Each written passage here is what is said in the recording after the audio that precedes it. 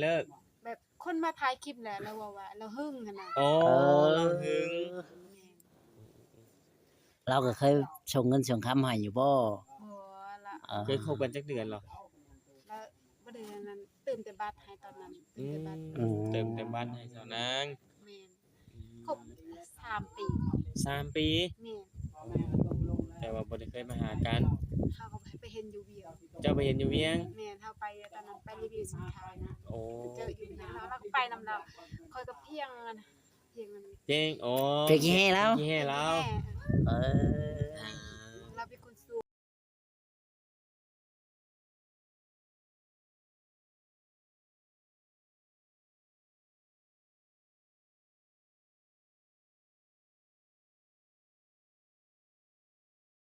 เป็นจังได๋เพิ่นใจดีบ่ ใจดีใจดีแต่เราว่ายังบ่ตกลงเป็นแฟนเป็นแบบเป็นหมู่กันฮู้จักตอนนั้นเนาะเป็นจังได๋เป็นหมู่เป็นเพื่อนกันก่อน แม่น ลาวว่าเป็นหมู่กันก่อนบ่หรือว่าเจ้าเว้าเป็นหมู่กันก่อนเรา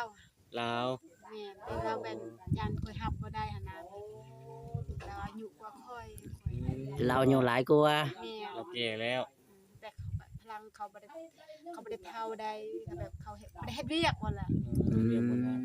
พลัง จะใดก็ตามเฮาต้องเบิ่งที่ไปที่มาให้คักแน่ก่อ แม่ น น เด้อ ก่อนสิมักไผเนาะ แม่นบ่แม่นว่าเห็น แต่แล้วจังมักเนาะ เห็นแล้วมักแล้วเอาโลดบ่ บ่ได้ ได้ ซอนางหันบ่มั่นใจซอนางแบบซอนางเห็นหลายเทื่อเลยแบบนี้จะให้ลงไปหาซอนางบ่กล้าไปซอนางยันเขาตัวไปขายเนาะ เออให้ลงไปหาจะได้ เห็นหลายคนอยู่แบบนี้หั่นเห็นหลายคนอยู่เขาว่าลงมาหาดูเฮาก็บ่กล้าเขาว่าสิ ถ้า จ้าง เขามักเขาต้องมาหาเฮา แม่น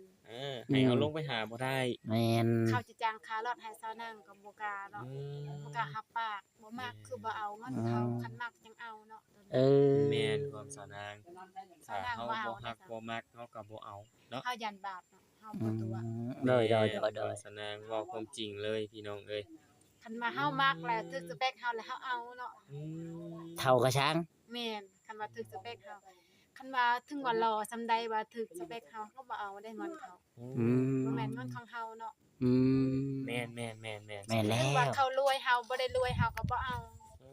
เขารวยเนาะ แม่น เฮาบ่รวยเฮาเอาบ่ได้ แม่น เขาจักสิเอาเฮาหรือบ่สิ เฮาก็เบิ่งไปก่อนเนาะบ่แม่นเงินเฮาอะเขารวยเขาว่าเฮารวยได้เจ้าบ่อยากได้เงินเฮาว่าบ่เฮาว่าเขาสิจ้างค่ารถค่าล่างให้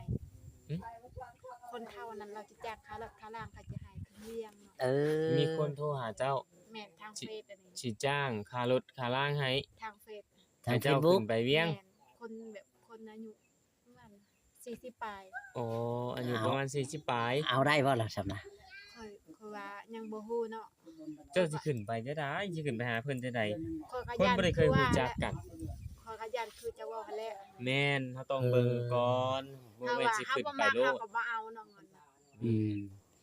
เฮาก็เบิ่งไปก่อน ให้เขาลงมาเฮาก่อนเฮาอยากขึ้นไปมันจังคือเนาะ แม่น คันว่า ให้ เจ้า พ่อแม่เฮาเห็น คันว่าเจ้ามากก็จะลงมาหาคันเจ้าบ่ลงมาหาแม่นเจ้าบ่มักเนาะ อืม ถ้าเขามาก็ฮักเขาก็ต้องลงมาเฮือนมาซ่านเฮาเนาะรับในตัวของเฮาได้แบบนี้ แม่ นะ นมาเบิ่งเฮือนเบิ่งชานเฮา ตามที่อยู่บ้านเฮาว่าซั่นซะ อืม สาวนั่งบ่ได้ไปทุ่ม4ทุ่ม5ได้สาวนั่งคนก็ให้หลายอยู่ให้ไปแต่สาวนั่งบ่ไป เออ เอา เห็น ซุมื้อนี้ยังมีผู้บ่าวโทรมาหาหลาย ก็มีหลายอยู่ ครั มี บ ทาง วัน เฟซ ไว้ เนาะมีทางเบอร์ โอ้มีทั้งสองเลย แม่นทางเฟซน่ะก็มีคนก็หลายอยู่ได้หากแต่บ่สู้รับ เป็นไหนก็บ่ครับ มันบ่ถูกใจ โอ้ บางเทื่อก็แบบรับเป็นหมู่เป็นคู่ซื่อ โอ้ ๆรับเป็นชั่วคราว ครับ เนาะ บ่ถูกใจแล้วเจ้าบ่ฮับ ถูกแบบรับแบบเป็นหมู่เป็นคู่อยู่แบบรับชั่วคราว อืม ฮับชั่วคราวคุยชั่วคราวลมชั่วคราวแบบนี้บ่ แม่นเป็นหมู่นี่แบบเป็นเอ้ยน้องว่าสิแบบหมู่คู่ฮู้จักหั่นล่ะ เป็นหมู่ สาวนั่งแบ คู่ บบ่รั ที่ ง ฮู้ เกียจ จั นะ ก ดังรับได้เบิด อือฮึ บ่รับบ่เป็นแฟนเขาถามว่าเป็นแฟนบ่ยังหาว่ายังเบิ่งก่อน อื ตอน ม นี้ยังบ่ตัดสินใจ โทรมาแล้วส่วนเป็นแฟนโลดขอเป็นแฟนโลด แม่น ขอเป็นแฟนเลย หลายคนเนาะ เจ้าก็ คือสิใจฮ้อนแท้ เจ้าตัดสินใจบ่ถูกเลย ข้อยก็ตัดสินใจว่าพังเบิ่งก่อนเนาะตอนนี้ อ่า เฮาก็ยังบ่ฮู้ว่าเฮาสิเลือกได้หรือบ่เลือกบ่ได้เนาะเฮาก็เบิ่งไปก่อน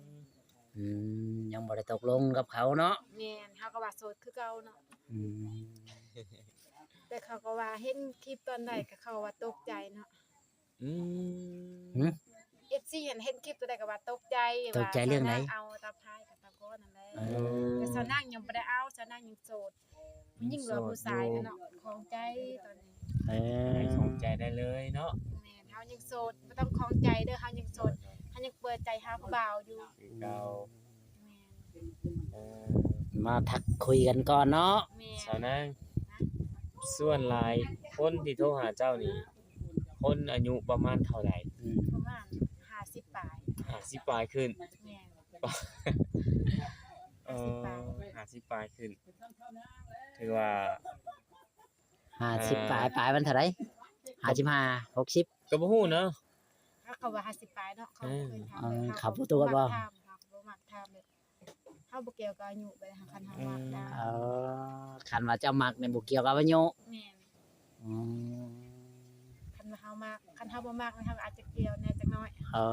อคันบ่มักเนี่ยอาจสิเกี่ยวเนาะ แม่น ถ้าบ่มักเนี่ยมันก็บ่เกี่ยวกับอายุแล้วก็แม่นของลาวอยู่เด้คน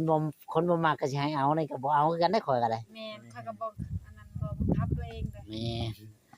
ก็บิ่ง เฮาก็หาคนที่ถูกใจเฮาเนาะ แม่นคนบ่ถูกใจสิให้เอาก็มันก็แบบเป็นกันบ่ได้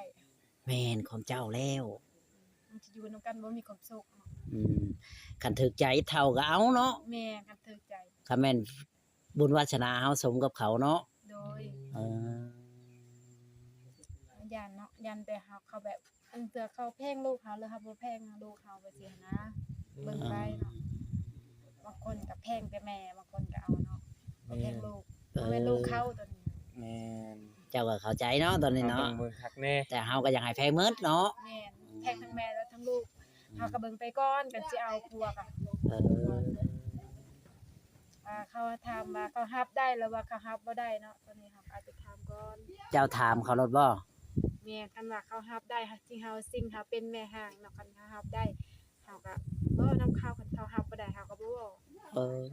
ชาวนางว่าไปตามตรงเนาะ อืม ชาวนางล้มผู้บ่าวก็แบบบอกตามตรงบ่อยากตัวผู้บ่าว อืม อยากบาปเนาะ แม่น ตัวไปหยังตัวมันก็บ่ได้ไปช่างเนาะ 50ตัวเป็นหยัง อืม เขาก็แบบเขาก็เจ็บคือกันเด้ เออก็คือเฮาเคยไปตัวคนอื่นเนาะ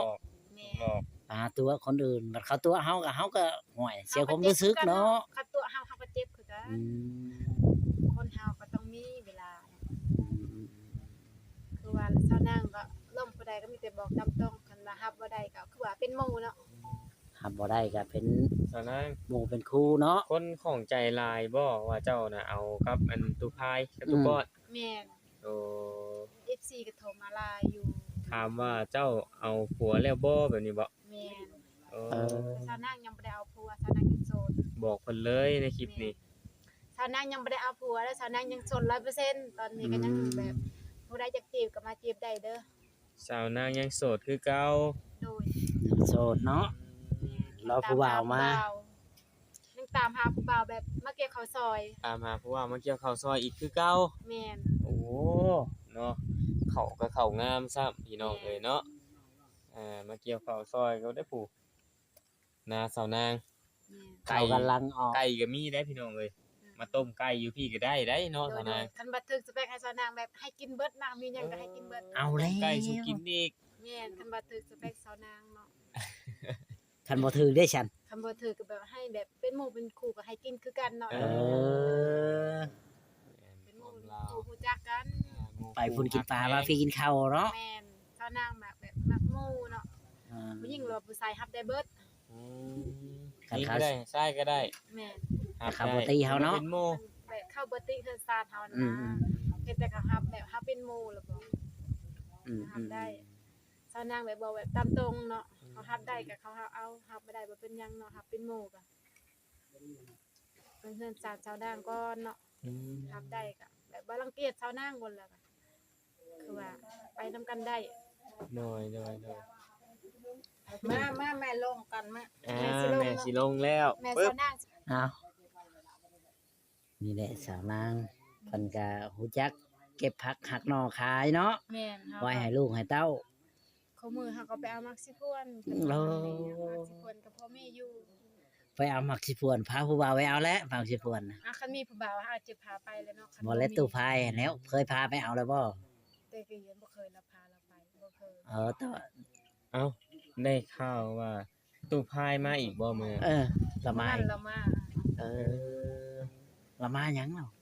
แล้วมาลิ้นน้ำแล้วว่าสิมาจีบเอื้อยเนาะบ่อันนั้นบ่ได้น้องก็ต้องเอาเอื้อยแล้วว่า เจ้าบ่เสียใจบ่ มาจีบเอื้อย ค่อยบ่เสียใจดอกข่อย เออก็เอ้ยได้ก็ดีเนาะ ดีใจนํ คือเอื้อยเจ้านี่ยังบ่เคยมีผัวมีหยังมาก่อนบ่ แม่เราบ่เคยมีผัว โอ้ ว่าสาวนางเกิดรุ่นหลังเลยสาวนางเอาแล้วก็ปะ อ๋อ สาวนางนี่มีพี่น้องกันจักคนนี่ ประมาณ4 คน 4 คน ทางเมิดได้ ทั้งหมดหาแต่มันเสียแล้วหรอก อืม4คนหนึงนี่เหลือ4คน เหลือ4คนอ้ายมี2คนแต่ว่าเสียแล้วยังคนหนึงเนาะ อืมเจ้าเป็นลูกที่เท่าไหร่ ไกลลูกหลาน ไกลลูกหลานเรายังมีลูกหลานอีกบ่ แม่น อยู่ใช้แล้วลูกหลานเราอีกคน ตัวใหญ่ๆเป็น ผู้ชายน่ะบ่ เออ ใหญ่ คนที่ว่าไปต้อนนกเขาน่ะบ่ แม่นนั่นแหละแม่น แม่นบ่ แม่น น้องเจ้าบ่น่ะโอ้ ใหญ่สำคัญเลย ซ้ำกันเลยสูงกว่าสาวนางอีก แม่นเราสูงกว่าคนเวลาบ่ได้เฮ็ดเวียกนะ เป็นจะได้กันบ่เฮ็ดเวียก เราไปตามภาษาคนนั่นน่ะ เออ อืม เรียกแต่สีบลาวหันแล้วเนาะ อืม มันสีบแบบหลายคนเนาะชาวนั่งก็แบบเฮ็ดหน้านั่นแหละแล้วชาวนั่งโซน้ำเนาะตอนนั้น โสดน้ โซแบบฮาเป็น โช ำโอ ว์ โซ สาวนางโช ตอน ไป นั้นมาหากระเซา เออเป็นหยังเนี่ยโชว์น่ะ เจ็บตีนตอนนั้นชาวนั่งก็ไปนอนห้องหมอแบบ6 มื้อ เออ ตีนเป็นหยังล่ะ ตอนนั้นมันแบบเป็นหมากใหม่ อืม เป็น หา ตุ่ ก ม ระเซา เป็น เนาะ ไม้ หากระเซาแบบ2 ปี อืม ป่วย เลยบ่ได้เฮ็ดเวียกเฮ็ดหยัง แม่นหากระเฮ็ดปีนี้2 ปีชาวนั่งก็บ่ได้ถูกเรียกเพราะว่าชาวนั่งโซเนาะสุขภาพบ่แข็งแรงบ่ล่ะ อืม หากะแบบหากะปีนี้แหละสุขภาพแห้งๆแน่เนาะจังน้อย คือใครแน่เนาะ แม่น ก็เฮ็ดให้ใช้นาช่วยพ่อช่วยแม่แบบนั้นเนาะ โดย เพิ่นพาเฮ็ดหยังก็เฮ็ด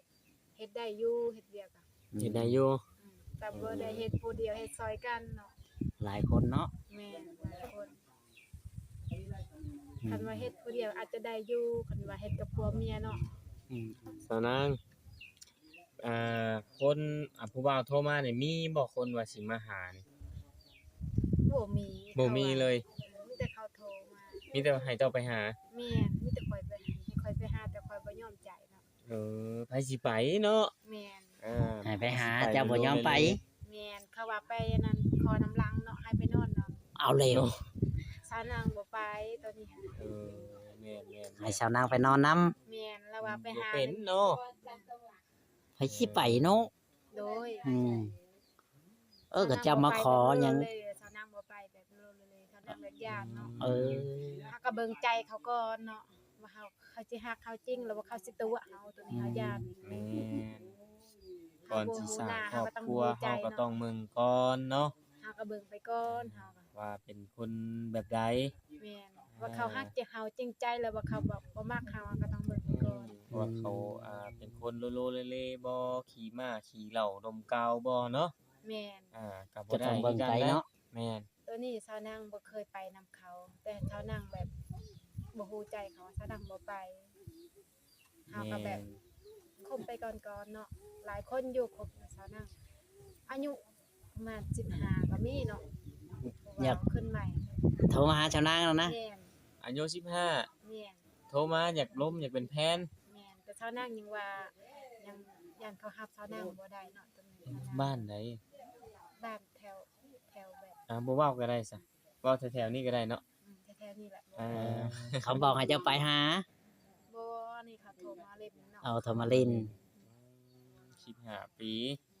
แม่นเขาว่าเห็นสาวนางถ่ายคลิปแล้วก็โทรมาถามเนาะหลายคนอยู่เขาเห็นในคลิปอันนี้หลายคนเนาะ อืม คันบ่เห็นในคลิปเขาอาจจะบ่โทรเขาว่าสาวนางบ่มีผู้บ่าวเนาะ เขาจะบอกในคลิปเด้ว่าเจ้าโสดเด้เจ้าบ่มีผู้บ่าวแบบนี้นะ แม่น ก็เลยโทรมาบุญวัน แม่น กลางคืนสาวนางปิดเครื่องบินเนาะ โอ้ ปิดเครื่องบิน ไหน แม่น จะได้ปิดเครื่องบินไว้ โดยคันมาปิดเรื่องเครื่องบินแบบมันลำแบบเขาโทรมาสิบ่ได้นอน อ๋อจะพิลึกแท้พี่น้องเลยโทร คันเปิดไว้นี่ประมาณจักโมงเนาะ เขาโทรมาแบบผู้ยาผู้หนึงและผู้หนึงเนาะ บุญวันบุญวัน ทาง ต่อ เบร์ แถวกันนะเนาะ แม่น ก็เลยต่อคิวกันนะไม่ว่าสิโทรมาบัด กลางเว้นนี่ก็ ปิดสายเด้ สาวนางเนาะถือไปสาวนางก็ได้รับเนาะก็ถือไปแบบได้รับคันว่าบ่ได้ถือไปหากระเป๋า